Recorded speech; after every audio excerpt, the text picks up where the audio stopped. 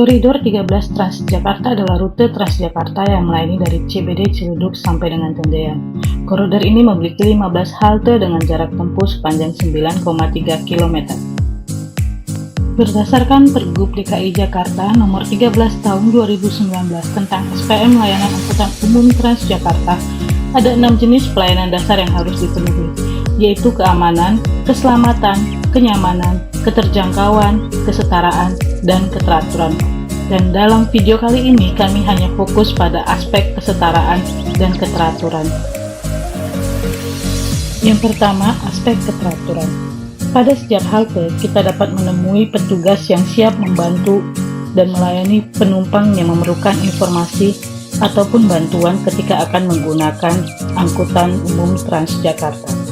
Ketersediaan informasi terkait peta lokasi halte transit di koridor di mana halte yang bersangkutan berlokasi, dan ini sudah memenuhi ketentuan SPM dalam ketersediaan informasi yang jelas bagi penumpang. Sistem pembayaran Transjakarta telah menerapkan sistem e-ticketing di semua halte.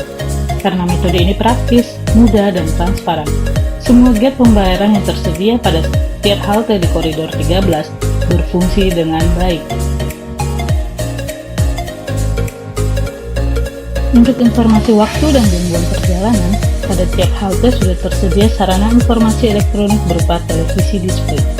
Dalam TV display ini terdapat informasi tentang rute koridor, kode koridor, kode bus, dan estimasi waktu tiba dari setiap bus.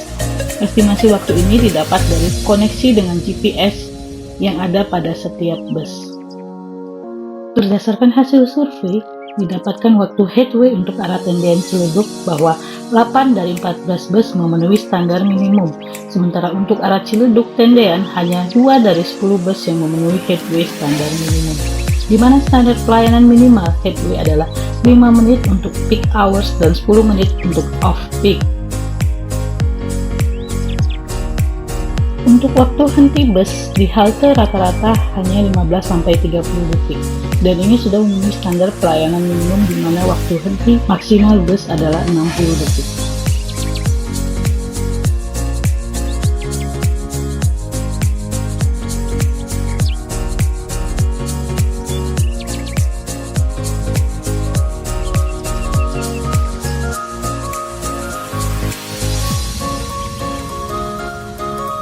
Sekarang kita akan melihat bagaimana pemenuhan standar pelayanan minimal di dalam bus Transjakarta Koridor 13. Di dalam bus tersedia peta jaringan Transjakarta.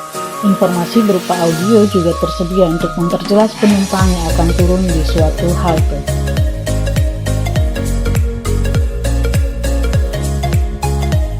Berdasarkan pengamatan pada speedometer bus bahwa kecepatan bus rata-rata adalah 30-40 km per jam. Lalu kami coba cocokkan dengan aplikasi Google Maps dan hasilnya kurang lebih sama, berada di 32 km per jam. Hal ini sudah sesuai dengan standar pelayanan minimal bahwa kecepatan maksimal bus adalah 50 km per jam. Aspek kesetaraan.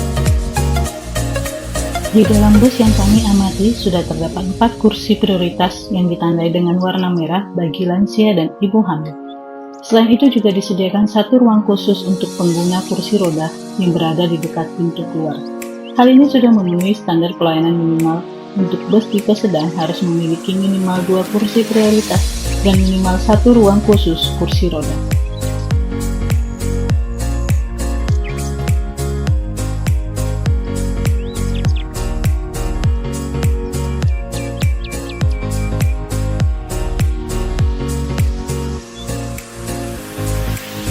Pada halte telah ada fasilitas guiding block, yang merupakan jalur pemandu untuk memandu disabilitas tunanetra. Guiding block ini tersedia sejak turun dari bus sampai ke arah tangga. Namun di ujung guiding block yang bertemu dengan tangga tidak ada tanda peringatan, sehingga membahayakan bagi penyandang tunanetra.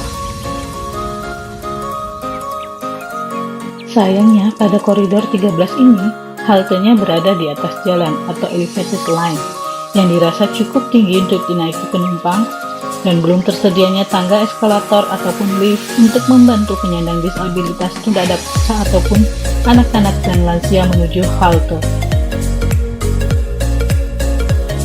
Lalu terkait dengan desain tangga, mungkin masih perlu perbaikan, karena kami menghitung pada halte Jor terdapat 107 anak tangga, atau ketinggian halte sekitar 16-21 meter dari permukaan jalan.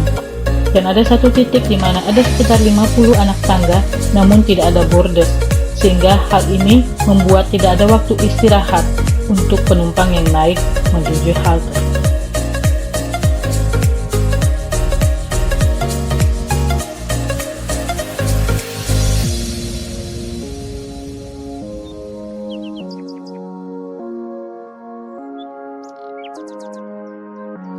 Berikut adalah contoh kondisi fasilitas sarana dan prasarana transportasi umum di negara Amerika Serikat. Di negara ini, public transport sudah lebih ramah bagi penyandang disabilitas. Halte bus atau bus stop berada di rumaja atau di trotoar jalan, yang mana ini tentunya mempermudah penyandang disabilitas dengan kursi roda untuk menuju halte dan menunggu kedatangan bus.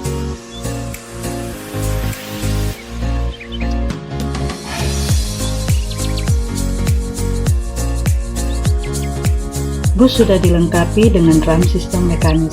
Dengan ram ini mempermudah penumpang dengan kursi roda untuk masuk dan keluar bus.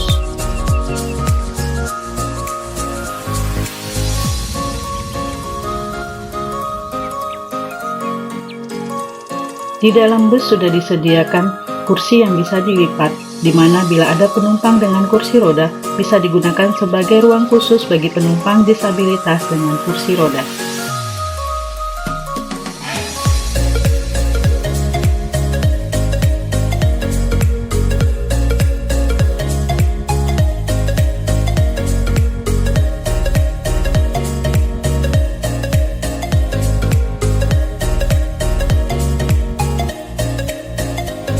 Ketika akan tiba di tujuan akhir, penumpang bisa menekan tombol yang sudah disediakan. Ini sebagai informasi bagi pengemudi bahwa penumpang disabilitas akan mencapai tujuan akhir perjalanan.